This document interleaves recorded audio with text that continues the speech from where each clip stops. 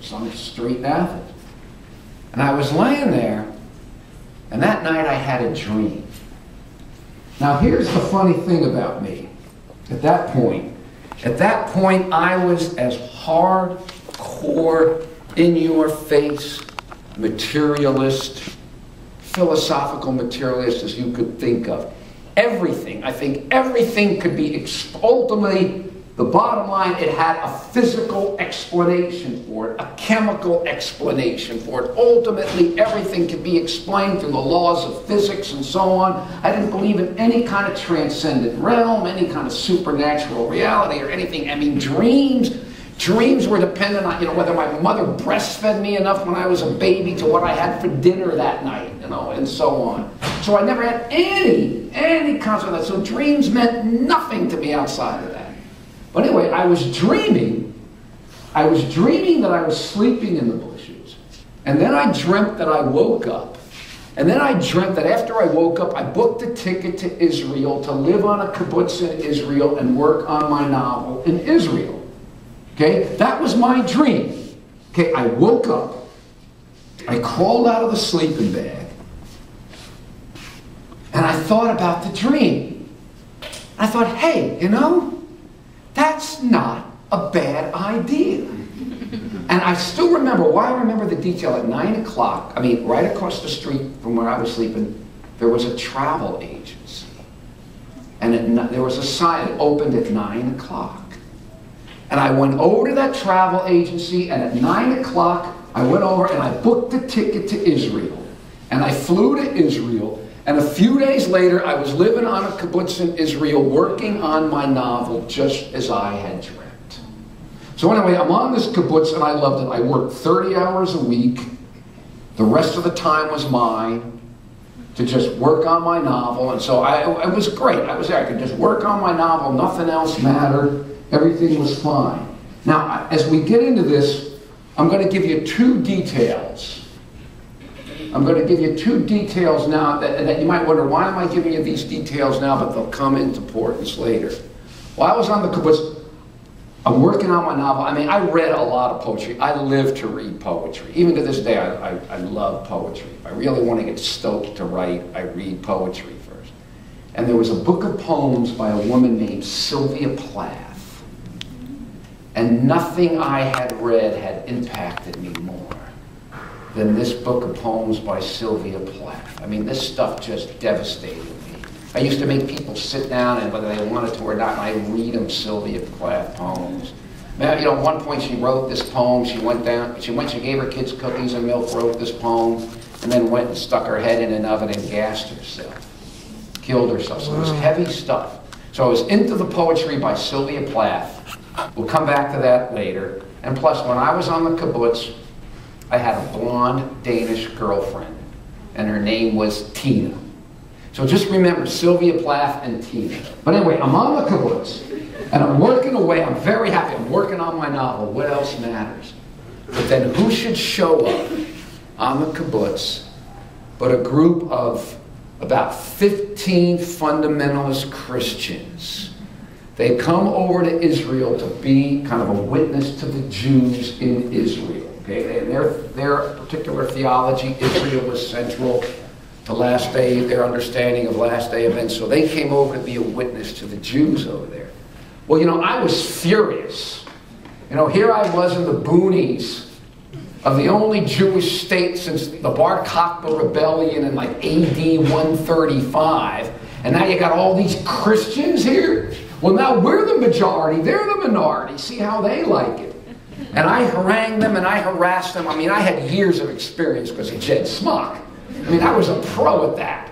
Okay? And the point was, it got so out of hand, it got very embarrassing in the dining hall, and it got so out of hand that eventually the Jews on the kibbutz said, if you don't leave those people alone, we're kicking you off the kibbutz.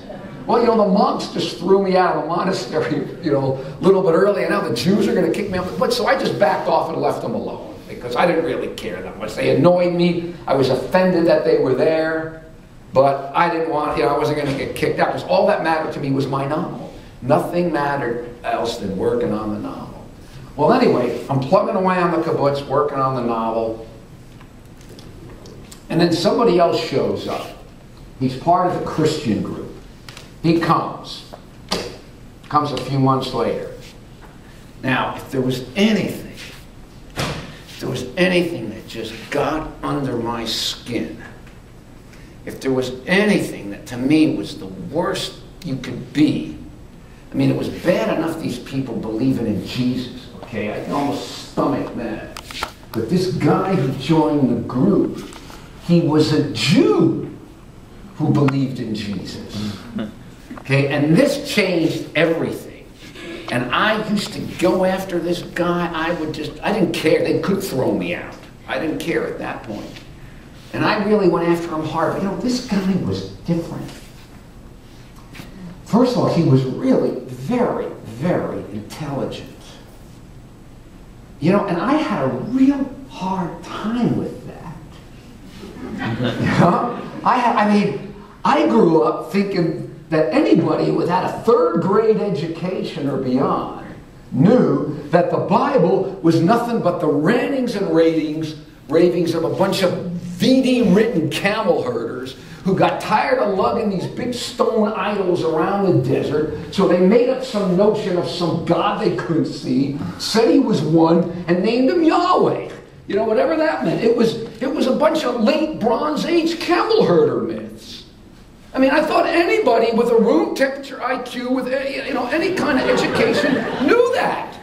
I thought everybody just knew that. And then here was this very intelligent guy, was a believer, and we would get into these discussions, and I'd just throw out the stuff at him, and he would come back with some very cogent, very logical, reasonable answers, and I didn't know what to do with this. I still remember one time, too, when we got done talking, I remember I went back to my room, and I can still remember the moment. It was the first time in my life I kind of looked up in the sky, and I thought to myself, maybe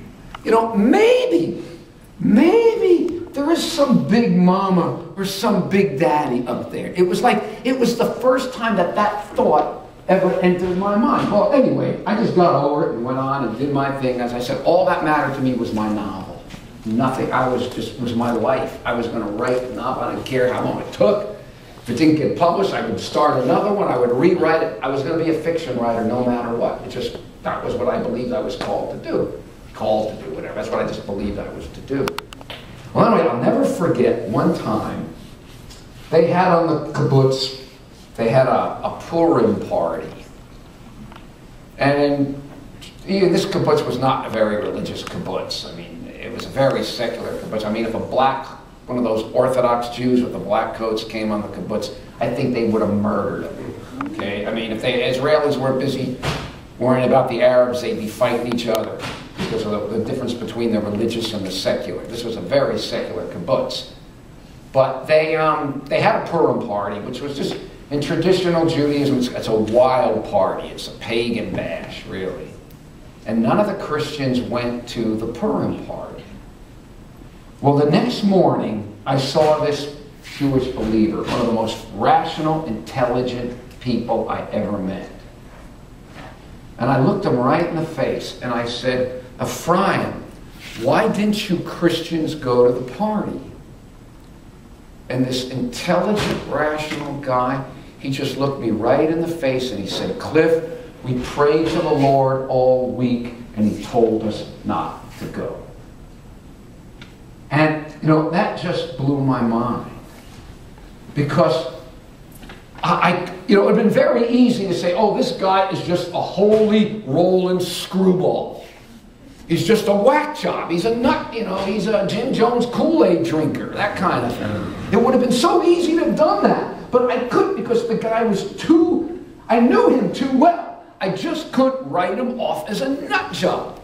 Now, did I really think God told him not to go to the party? That was ridiculous. And then yet at the same time, there was this little nagging in the back of my mind because I just didn't know. I mean, I was suffering, I think they call it cognitive dissonance.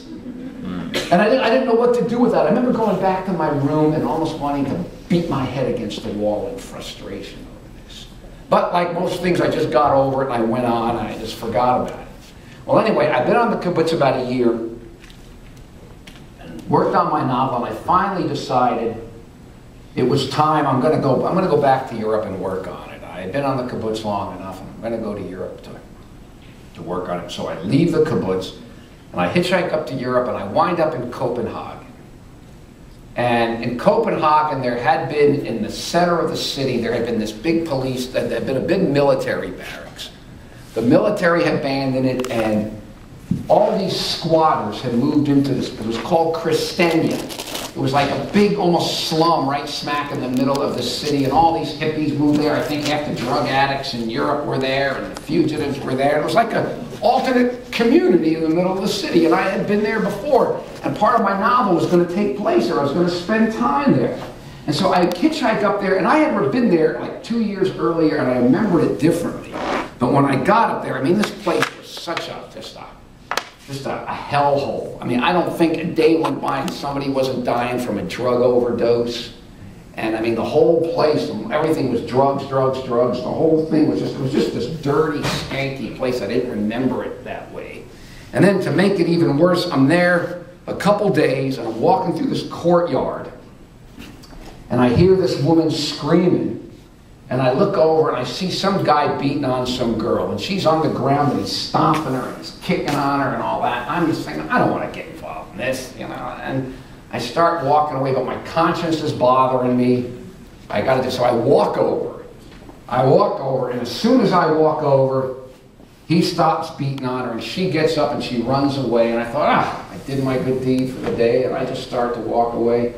Well, I'm not looking. This guy, he's some strung-out little junkie. He's half my size or whatever. But I start to walk away, and the next thing I know, this guy just turns around and he punches me right in the mouth. Just sucker punches me right in the mouth. Crash. Now, I ain't all that big, you know. I don't care. But when I was at University of Florida, I used to box. I used to go down to the gym and I used to box. And I just wrap my arms, and I box on this bed. I got in a ring one time here. And I discovered, well, the problem is the bad doesn't punch back. The other guy does. And I got my head handed to me, so I stopped that. So I just boxed on the bag.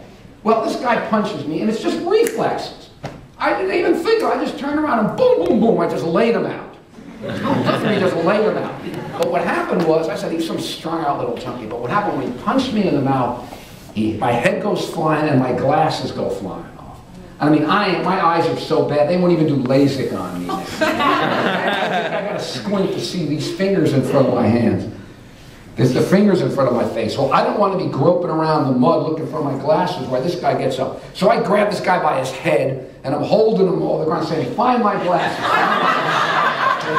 So I get my glasses, I put my glasses back on, and I don't want to hassle with this guy. And I said, look, man, I'm not interested in your marriage problems. Go to a counselor or something. And then I take him, and I just throw him on the ground. Well, that was a mistake because I got a weak knee and a weak back, courtesy of Skydive Palatka. I told you, all my years here, I went to one football game because every weekend I was skydiving in Palatka. And I just got the toll of it, a bad knee and a bad back, but that's a whole other issue. But the bottom line is I threw him on the ground, and my knee and my back both gave out. And the guy gets up and says, I'm going to kill you, man, and he pulls out a knife.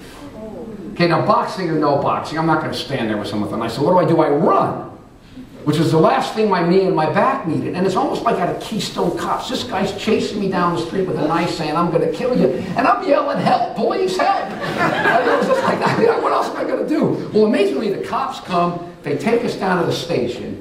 And the bottom line is the cop says to me, well, according to Danish law, we can't make an arrest because the knife is not big enough. Okay? So anyway, the bottom line is I'm back out on the streets of Christenia. I got a big fat lip from where he punched me in the mouth. My knee's hurting, my back's hurting, and the whole time I'm there, I'm looking over my shoulder because I'm scared of this strung-out little junkie. As far as I know, they even gave him his knife back. So the bottom line is things aren't going great for me. Okay, and then to top it off, I had a friend who lived in another part of town. And I'm not even going to tell you. You're going to have a hard enough time believing the stuff I'm going to tell you. You're never going to believe this other stuff, how I met this guy. So I'm not even going to go into that. But I met a guy earlier trip from another part of town. Very nice.